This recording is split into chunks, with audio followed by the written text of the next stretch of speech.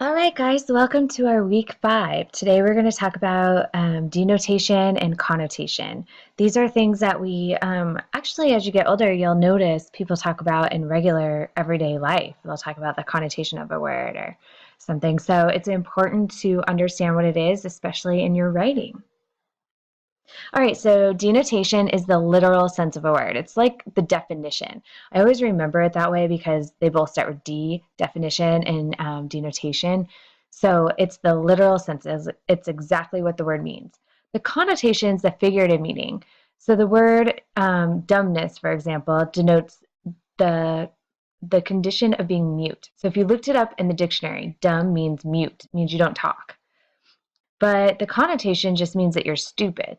So when we call somebody dumb, we're like, hey, you're being so dumb. We're not saying, hey, you all of a sudden can't speak, you're mute. No, we mean they're being kind of stupid, right? So the denotation and the connotation of the word are different. So when you're taking notes today, I want you to think about the meaning of these words: home, house, residence, and dwelling. The words home, house, resident, and dwelling all have the same basic definition, but the meaning of each word is very, very different. We often say, like, have you ever heard when somebody says, I want to make this house a home? You know, it has a different connotation, even though the denotation, when you look them up in the dictionary, are the same. So, what are the definitions of the four? Hopefully, you looked them up, but it should be something that means basically where a person lives at any given time. All four of them in some way mean that.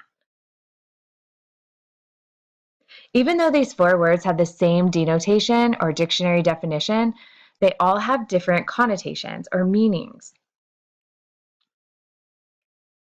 So a home usually means it's a cozy, loving, comfortable place, somewhere where you feel like you can just be yourself. A house is like the actual building. It's like the place that your parents bought for you, right, to live in. A residence, it's usually kind of cold. It doesn't bring any feeling whatsoever when you talk about your residence. Dwelling is like really, really primitive. Like it could be a cave even if that's where you live. You know, it just kind of sounds like very, very basic. So the denotation is the strict dictionary meaning of a word. It's the literal meaning. So D, dictionary, like I said before, right? The connotation is the emotional, cultural, and figurative meaning or association surrounding a word. A connotation of a word can be either positive or negative. Hmm, let's think about what that means. So the meaning behind a word, it can actually be positive or negative. Let's talk about that. If something doesn't cost a lot, we call it either cheap or inexpensive. This is the denotation of the words inexpensive and cheap, right? Doesn't cost a lot. However, one of them sounds more positive when we talk about it, whereas the other one kind of sounds negative. I was like, hey, I just bought this shirt. It was really cheap. Or hey, I just bought this shirt. It was very inexpensive. One of them sounds better than the other. Like, which shirt would you rather buy, the cheap one or the inexpensive one? Both mean they don't cost a lot of money, but one kind of implies that it's not as good as the other, right? When we put money into when we put money into a chance to make more money, we call it either investing or gambling, right?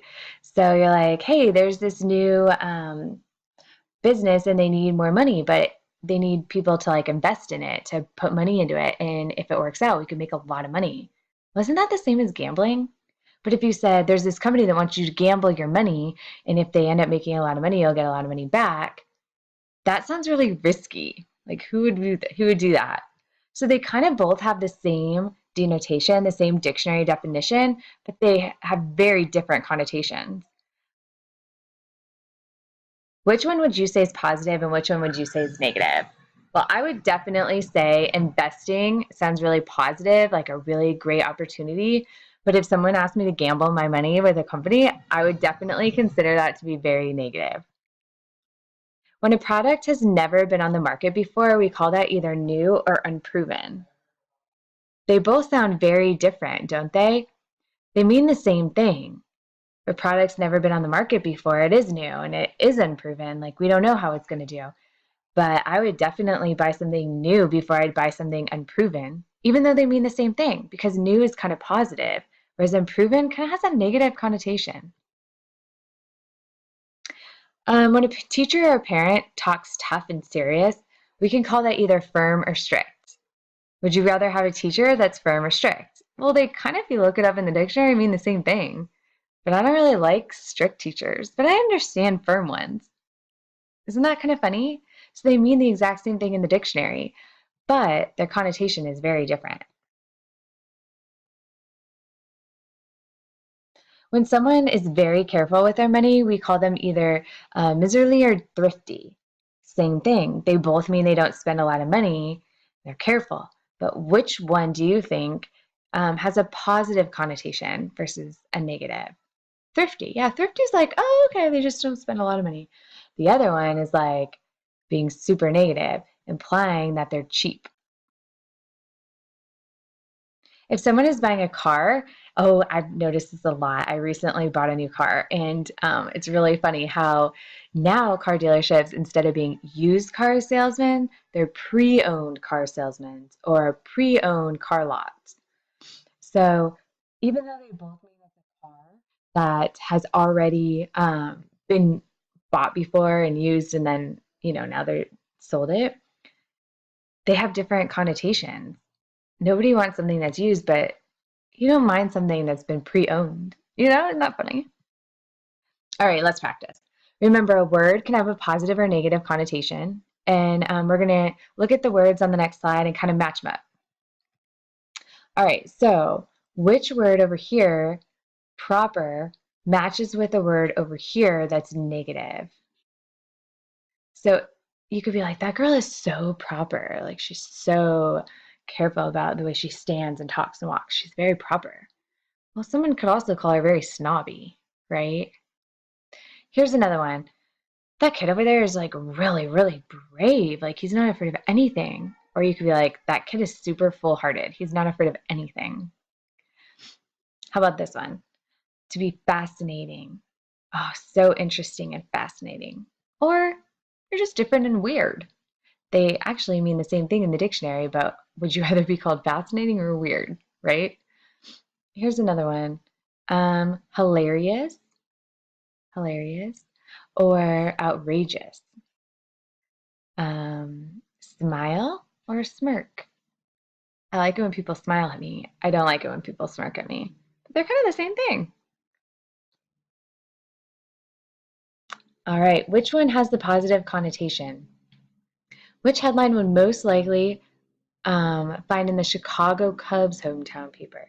So we're looking at the Chicago Cubs. So it's their hometown paper. Would they say Cubs destroy Cards 5-3? Or would they say Cards effort falls short? Cubs win 5-3.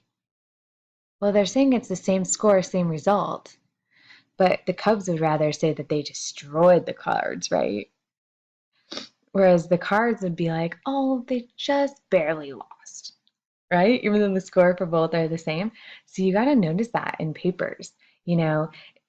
Two teams reporting the exact same score, the home team is going to report that headline very differently than the losing team would. All right, which one has the negative connotation? Sounds really, really bad. Which newspaper does not favor the development project? Mall to destroy 300 homes, mall to bring 3,000 jobs. Well, obviously, destroying 300 homes? That sounds horrible. Nobody would like that headline and would be concerned, right? However, if you heard this one, you'd be like, oh, wow, that could sound like a really good thing. So you're twisting things or you're highlighting what you want people to hear.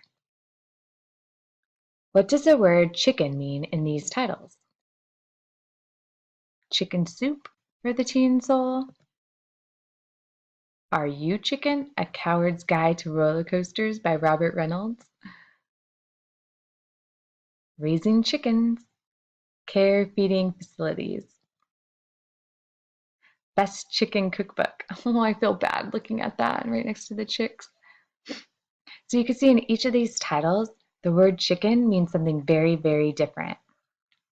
All right, what you're going to do now is you're going to go back to our class website and you're going to fill out this exit ticket. You're going to basically write down 8 words. Not hard, right? The first one's been done for you. So it says chicken right here. The denotation, so if I just Googled it or looked it up in the dictionary, chicken means a bird or fowl. A positive connotation is food. A negative thing that you hear when someone says the word chicken, they could be calling somebody a scaredy cat, right? Or afraid. That sounds kind of bad, like, oh, you're such a chicken. Yeah, no one wants to be called that. All right, so what you're going to do is for the word dog, you're going to think of something positive about the word dog. Maybe pet, maybe a friend. The negative connotation is mutt or mongrel. You only have to do the things in blue. Those are the only boxes you have to fill out. So on your exit ticket, you're going to write number 1 and your answer for a positive connotation of the word dog, which would be like puppy or man's best friend or, whatever, pet. You'll put one of those words down for number 1. For number 2, you'll put down the denotation of the word bold. So like I said before, you can Google it, you can look it up in the dictionary, whatever you want, but you'll put the definition of the word